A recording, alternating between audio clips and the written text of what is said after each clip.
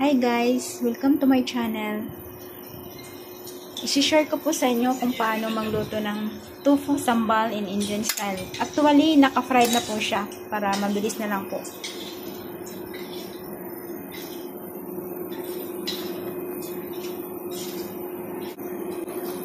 Lagyan siya ng oil. Lagyan po natin siya ng mustard seed, then cumin seed.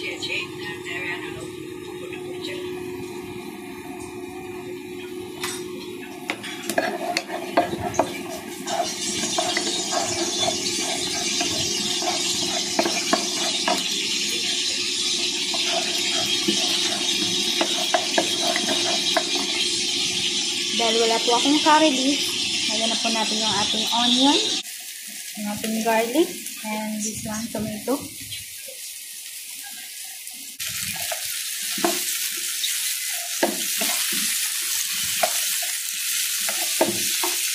Next, ilagay po natin yung ating ginger and garlic paste.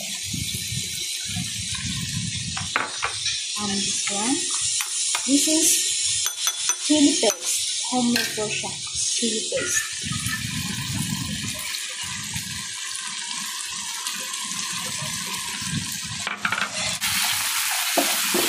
Lagyan po natin siya ng turmeric.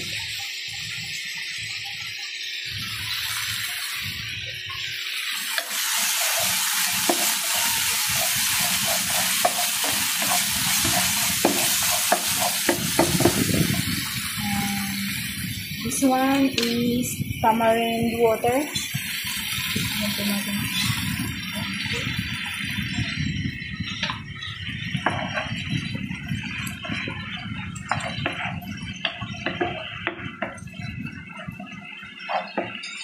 Then salt. Pwede po sa ating plada nyo.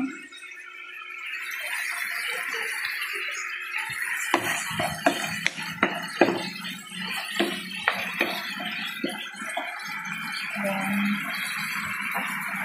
lagyan po natin siya ng konting tubig.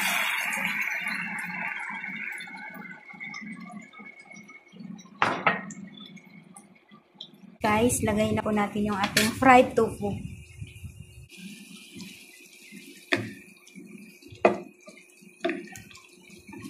Ito po ang tofu in Indian style.